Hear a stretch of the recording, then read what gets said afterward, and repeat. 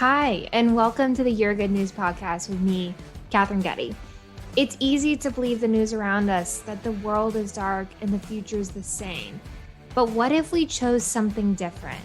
What if we chose to find the good news in each day? This podcast is a collection of interviews with friends, mentors, colleagues on their good news. From business to health to politics and everything in between, it's my hope that you leave with a boost and find your good news.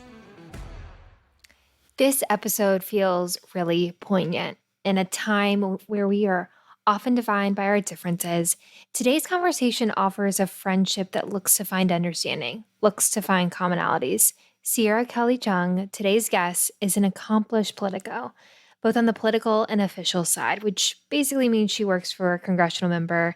She worked on campaigns and then also in an office once elected.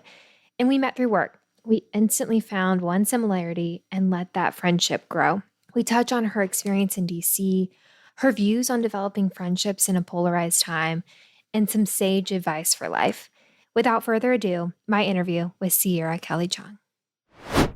Sierra, I couldn't be more excited. I know I said this before we got started. So as I always begin, Sierra, what's your good news? Katherine, I am so excited to be joined with you today on this happy Friday. My good news actually starts off with something I think kind of like upsetting and sad, but ends good. So recently on Thanksgiving, literally the morning of Thanksgiving, I'm like packing up, like finishing up my cooking, like getting ready to go home, spend the entire day with my family. And as we are like packing up to leave the door, we get a call from my dad that he tested positive for COVID, which totally like not ruined Thanksgiving, but like totally like ambushed our day. And, you know, me and my mom had to kind of figure out, okay, so what are we going to do? And we ended up totally working it out. We kind of had like a like backyard, like food swap sort of thing with like air hugs and masks and everything. And I got to like talk to my dad, like, you know, from the window and stuff like that. So I ended up like still seeing family and like still kind of connecting with people in some way. But it was a total bummer. And I was also just like pretty worried about my mom and my little brother kind of being in the house with him while he was in quarantine. But then I found out like a couple days later that they all tested negative for COVID. And so everybody is well and safe. And, you know, I think that in kind of like today's times, it's really the best news that you can ever get. So, so everybody is in good shape, and it really has been like a great kind of highlight of my week. So that's my good news today. I mean, I'm so glad that your family's doing well, that your dad's sounds like he's feeling better. I mean, I think it's just like COVID is that thing that doesn't want to leave us. And it sounds like you're really able to be nimble. And I mean, I feel like sometimes I'm like, I don't want to be agile all the time and like think of contingency plans. Yes, exactly. Thanksgiving food is like probably my favorite though. So like, what's your favorite? Do you have a favorite side, a favorite dish? So I feel like my favorite is actually everyone's least favorite. Well, maybe not everybody's least favorite, but I feel like a lot of people just complain about turkey. And I feel like turkey just gets like a really bad rap. My mom makes a really, really good kind of like Peruvian style turkey that is so good and so flavorful. I think she marinates it for like the week leading up to that Thursday. And it's always like the star of the show, as it should be. And I kind of have like my own tradition where every Thanksgiving I make a turkey pho like the next day, because it's usually like super like cold and chilly like on that Friday after Thanksgiving. So I absolutely love turkey for more reasons than Thanksgiving. I like it for the day after too. And then also like, of course, all of the like leftover sandwiches and things that you can make with turkey, but like turkey's actually my favorite. I mean, my mouth actually watered when you said Peruvian turkey. Like I was like, I'm now hungry for that. And turkey pho, like gonna need to get that recipe. I definitely will send it over. ASAP. ASAP. Well, And to share, my favorite is dressing. My mom makes this cornbread stuffing that like is incredible. It's like cornbread and white bread, and there's I'll share the recipe if you're curious. Oh my gosh, that sounds so good. Yeah, and you need it with turkey. So I would love to get that recipe. I think that sets up this conversation perfectly. So let's set the foundation.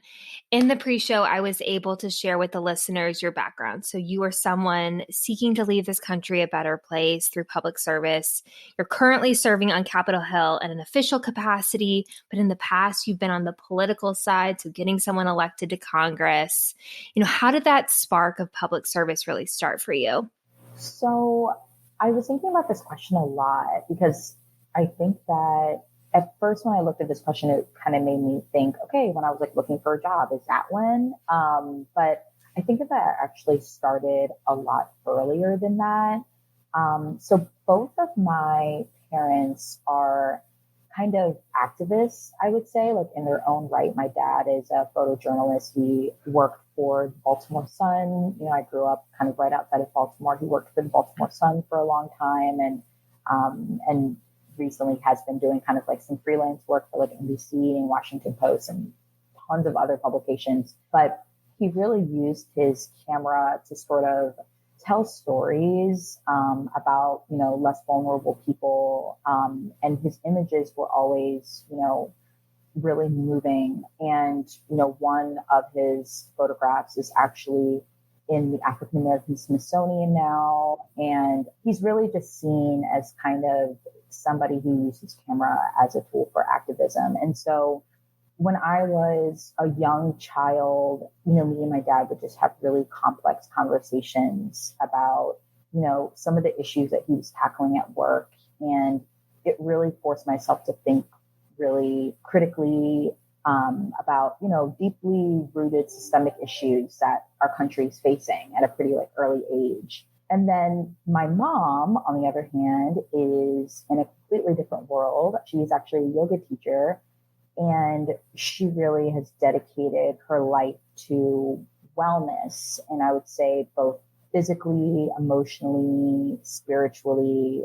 While my dad was kind of the one who like gave all of us a reality check, my mom was kind of the person who taught us how to use yoga and wellness to kind of heal ourselves. And so that was kind of how I was really brought up in the world. And when I got to college, that's when I think I really kind of came into myself, as we all do in college. But I think that's when I started to like seriously consider getting into public service and kind of getting into politics and using that as a tool for activism. So when I was maybe like a sophomore or junior in college, that was actually when the really original kind of Black Lives Matter movement really kicked off. And as like a young college student, I was really just grappling with how I could use my time in school and how I could use my time to kind of set me up for my life to really put me in a position to really leave this country better off. And so I got really involved as a student. I ended up becoming, like the president of this like advocacy organization. And I like sat on our university president's diversity and inclusion board, and really just dedicated a lot of the classes that I took, my academic study, to advocating for minorities, and really just immerse myself in what tools I needed to be a better advocate for the less vulnerable, and for myself and for my family and for the people that I care about. And so, I think moving to DC, like post college, just made so much sense for me. And, particularly working on the House side, I just really love working on the House side because I think it's just more representative of our country. I think it's a little bit kind of scrappier and wilder. And I think The good, the bad. yeah, exactly. And I think that that's just kind of the real world, and not to say anything bad about the Senate, but I think that, particularly I've always been really kind of interested in the House side, just because, they are the representatives, U.S. House of Representatives. And so I think that moving to DC kind of just made a lot of sense for me.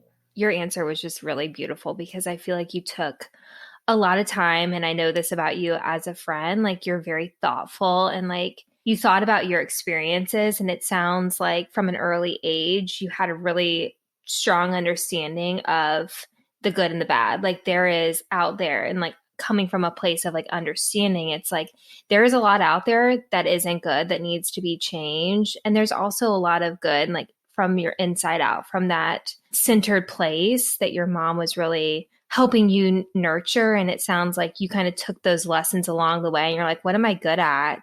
And you realize this is what I'm passionate about. And I think so often it's hard to do that work, that line that you did along the way of like, okay, this is kind of where it all kind of strings together. So I hope that listeners take a moment to kind of think about their story in that same way of like, how did this, maybe a hobby or their career or a friendship. I think that was a really, really awesome way. And thank you for sharing that. And that I learned just so much about you from that one question. I think you talk about your experience being on the House side. So for those who are not, in politics every single day, like the two of us, the House of Representatives are elected every 2 years. So it's a very short cycle versus a senator that have 6 years. So a little bit longer of a runway. What has it been like to be kind of in that? It feels like you're constantly kind of on a rat race. What has your journey in DC been like? Yeah. So, I'm only just about 6 years in, and it's definitely been a really wild ride. I think that, DC, Capitol Hill, kind of whatever you want to say it really is just such an incredible place to live and work. It's really an incredible city. And like just how they say, it's kind of one of those, it's all about who like type cities. And I think that actually has worked really well for me because it's really forced me to kind of get out there and make some really meaningful connections with people.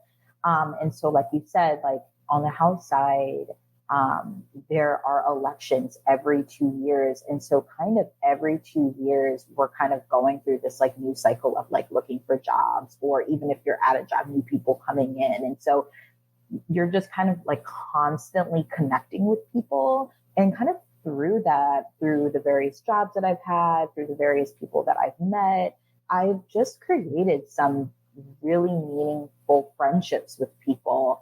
I definitely can say that I have true lifelong friends in DC, some of which don't even live in DC anymore, but I still keep in touch with them and I still visit them.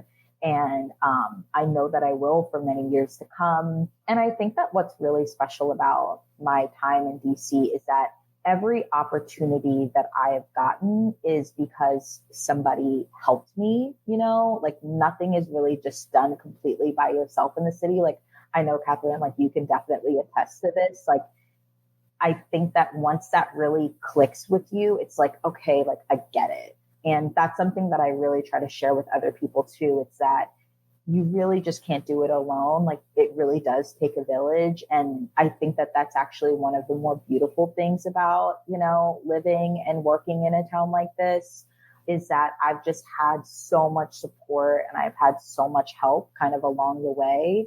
And I've also just learned so much more about my career and kind of the prospects of my career. And I think probably the best part about, me going through this journey is that I have so many mentors that have kind of sat me down, given me tough advice, given me kind of like great advice. And a lot of those people are also Black women too. And, as a Black woman myself, it's just been really amazing to have so many other Black women to really look up to and just have, kind of serve as a really great example for me. And a lot of them are just doing so many incredible things with their careers and for their communities and for their country. And it's definitely had a huge impact on how I view, and value myself. And so I think that all of those things have kind of been like a culmination of just how great my time has been working here. There's definitely been kind of stressful times and bad times, but I would say that the community here has been definitely the biggest blessing in my life. Well, there's a couple of things that I want to kind of delve into a little bit more. You talk about getting outside of the box. I think that in DC, it can be really overwhelming. And I think this is true. Like when you're starting out your career, it's like very overwhelming to know how to network and how to like make friends and who do you need to look out for? And can you talk a little bit more about how maybe you got out of your own head to like step into yourself or experiences you had? You're like, okay, I realize now this is why it's important to kind of get outside of my own box. Yeah, it's such an interesting question. I don't know if there's ever just kind of one experience that has kind of taught me the most, or one big failure that was kind of like my big life lesson or anything like that. I almost think it's been like a culmination of like experiences that have kind of taught me something or kind of given me that like aha moment. And I think, we were just talking about DC being kind of this city based off of relationships. And I think that throughout the time that I've also worked in DC, I've realized how important it is to kind of treat people with respect, and to be kind and to like, work hard and to really just make a great impression on people. People have much longer memories than we think that they do. Oh, And yeah. I think it's just like really important to take a lot of pride and care in your reputation and kind of how you treat people. Like in short, to just kind of like put out in the world what you want to receive. There's been like so many times where, I've been, and I think this kind of goes back to really the center of your question, where, there's been times where there will be like a situation and somehow that like problem or conflict or something that was trying to be solved somehow gets tied back to some small thing that happened like years ago or Yeah. something. And I know that you have definitely seen Oh, something yeah. like this happen before too, Catherine. Like it's like, oh wait, you remembered that? Or oh wait, that person did that like years Yeah. and years ago. Or that person was actually a really mean person or terrible boss, or they actually came in and like really did a bad job at something and, was really unapologetic about it or whatever. And so, no matter who it is and no matter what the situation is, it's just be careful and have pride in kind of Yeah. your reputation wherever you are. And that could be you with, a bunch of like students and interns. It could be, you with a group of kind of high level executives and members of Congress, or whatever it may be, but just kind of have a lot of pride and care in kind of what you're projecting out into the world, because it always is somehow like kind of feeding back in some sort of way. And so I hope that answers your question. Like, there really is like a culmination of like all of these experiences that have kind of like taught me one big thing. So it sounds, and correct me if this isn't but kind of the way I'm hearing it is it's a respect for yourself and how you show up, and it's a respect for others.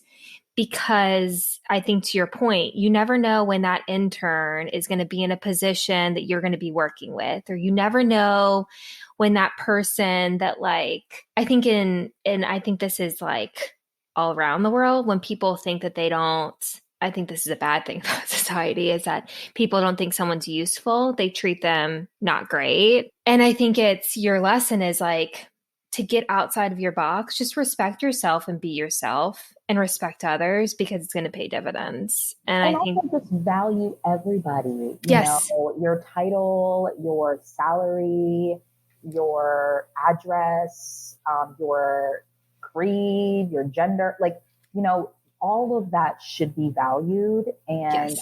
an age is like a big thing too.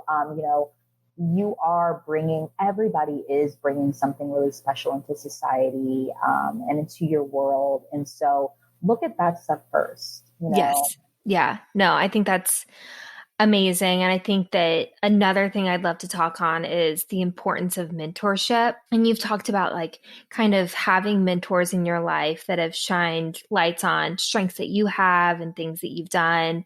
How now have you applied this to being a mentor to other people? Because I think that we have amazing mentors, but I think being a mentor ourselves is sometimes hard. Do you have any tips on that? Yeah, I like still don't even like view myself as like a Same. mentor sometimes. Like I'm like, am I like a mentor?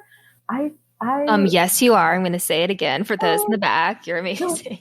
I it's really funny because I feel like like I said, like since, college and kind of moving throughout my career, I really, really lean on my mentors. And I mean, like, I probably need to leave them alone and let them live like their lives. I really lean on them.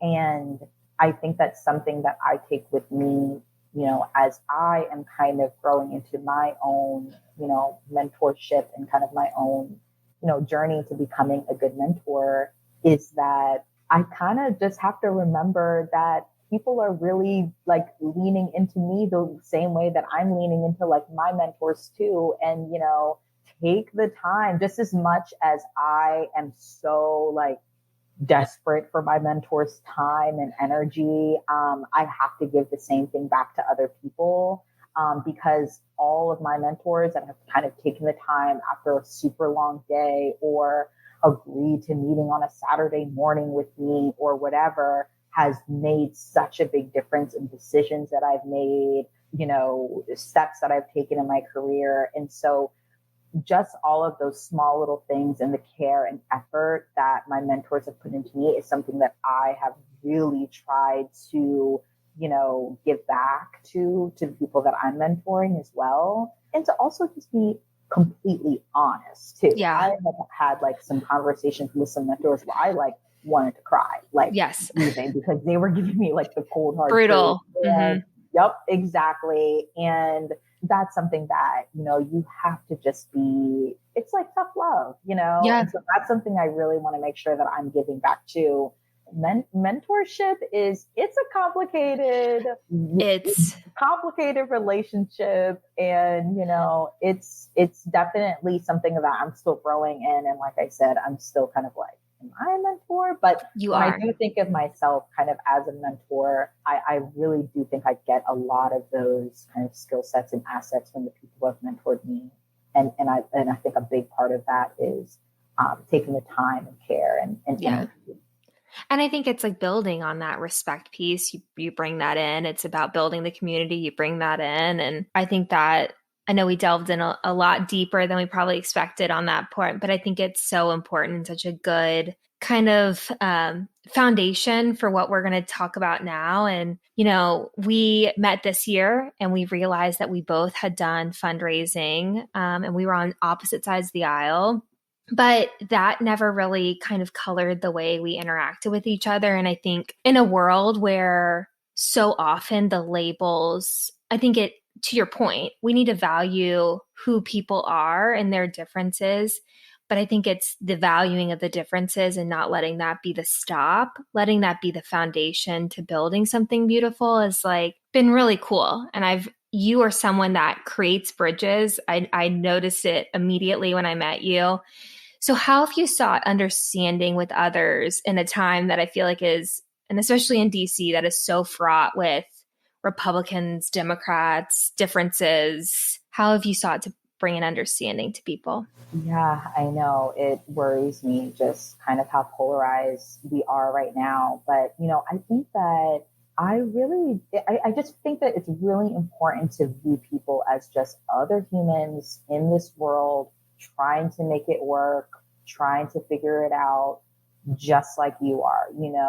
They are people who were born into their lives. They were raised by their own caretakers. They went to whatever school that they went to, and they were simply shaped by their own personal experiences. And, it's really important to just have empathy for that, and that we're all sort of bringing in our own personal experiences into how we view the world. I was recently listening to this podcast the other day. If your listeners haven't, check this out. It's really good. It's called The Argument on the New York Times, by Jane Coaston. I absolutely love Jane Coaston. But on her podcast, The Argument, it was kind of like a pre-Thanksgiving, like get ready to like argue with your aunts and uncles, like sort of thing. And it was kind of like a tip on how to find kind of common ground. And the person that they had on the show was kind of just like discussing this exercise, because he gets kind of just like a lot of hate mail and like just gets into like super heated debates, like from kind of strangers, like on the internet and stuff. And he was saying that, and I thought that this was just like a really interesting exercise that he does, but sometimes he'll kind of like look at their Facebook page and just kind of like look through their photos and stuff like that and kind of just create this kind of backstory a little bit and kind of start to view them as not an evil person and to kind of just see them as just another human being who is coming from their own kind of world and point of view that is much different than yours, but there's more to this person than a kind of comment that they made. And he was kind of sharing that it really centers him and kind of helps to, have a little bit better grounding on which to kind of start a conversation on. And that's not an exercise that I'm saying like everybody needs to do, but I just thought that that was really interesting because it kind of just allowed the person kind of going to a conversation or going to a situation with somebody who might be kind of on the other side of the aisle or have different like points of view than them to kind of see them as more than just somebody who has that point of view.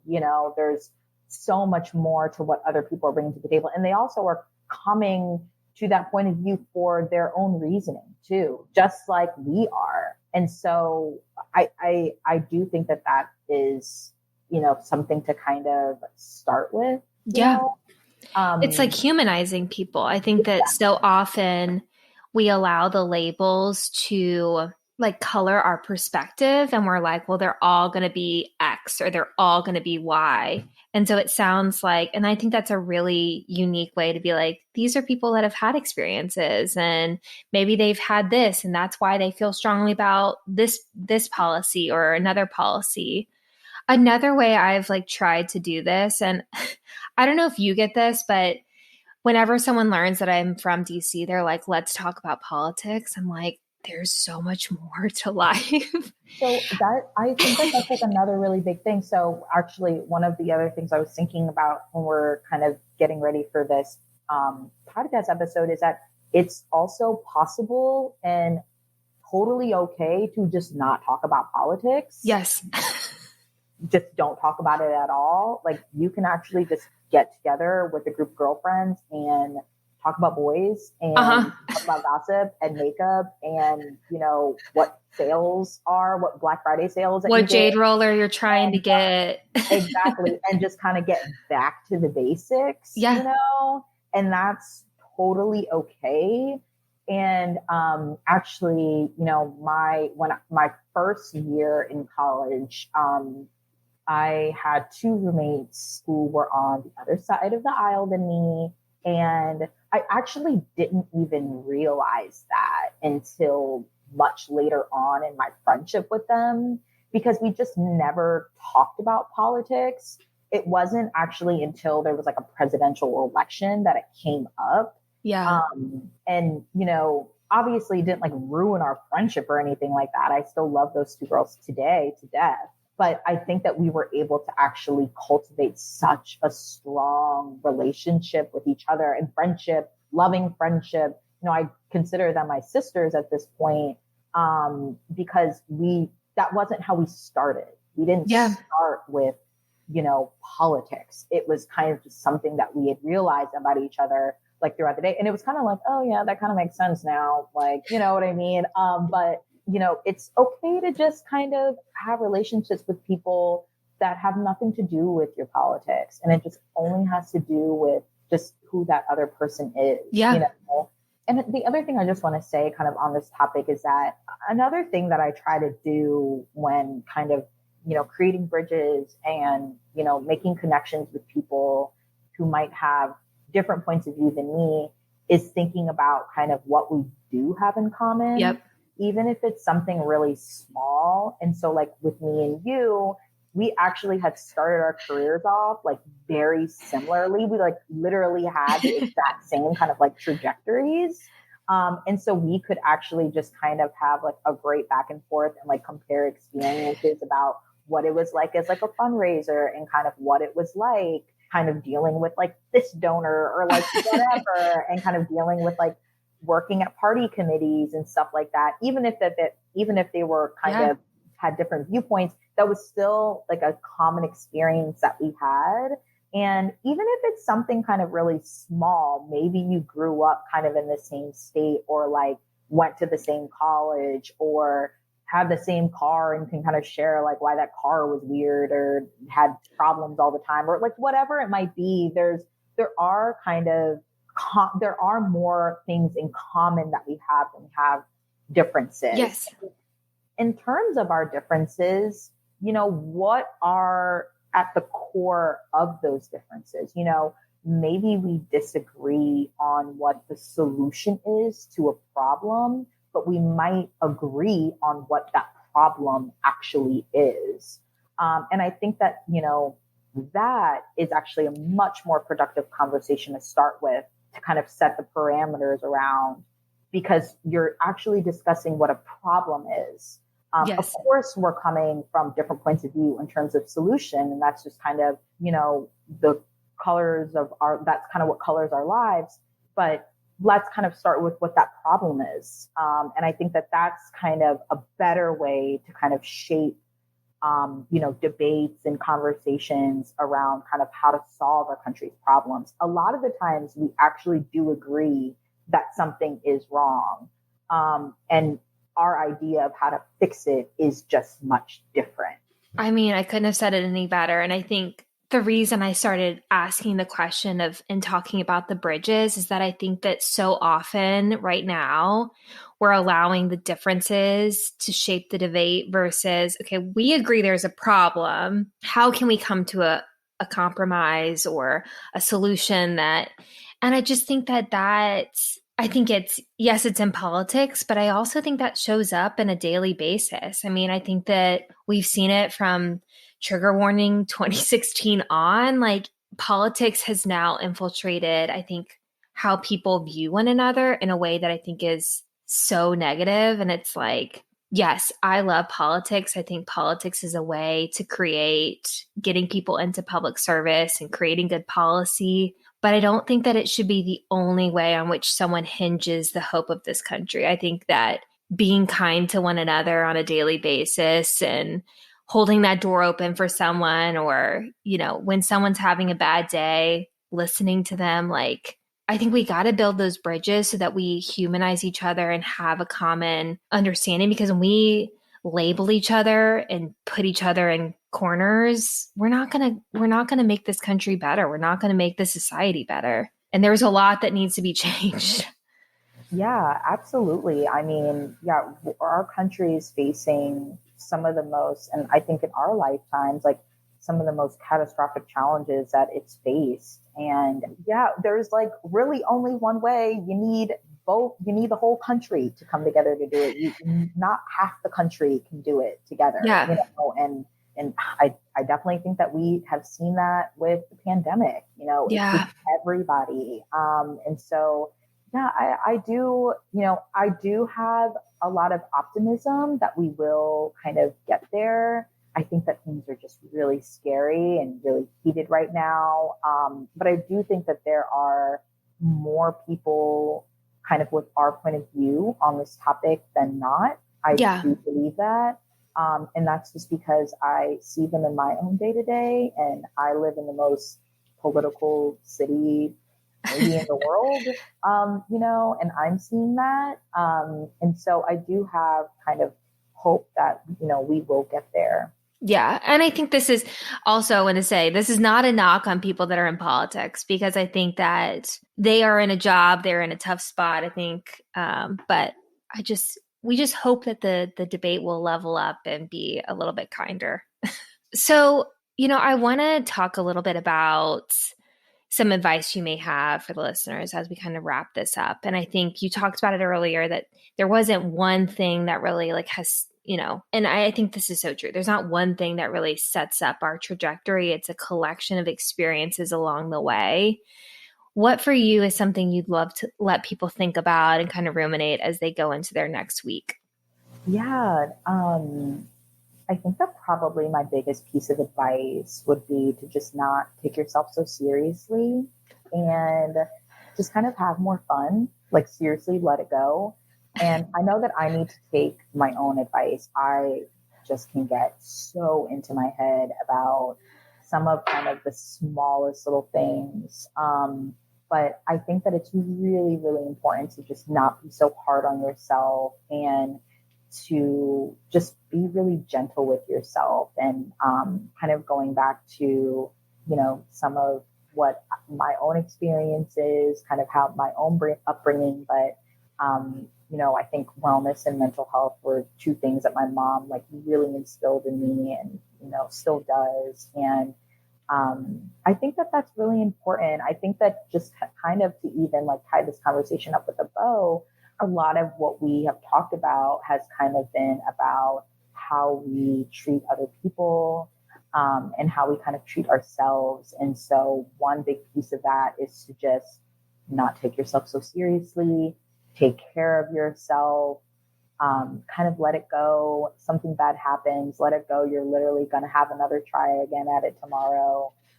Get some good sleep, eat some good food, and kind of just live, Yeah. really just don't take yourself so seriously and just have more fun.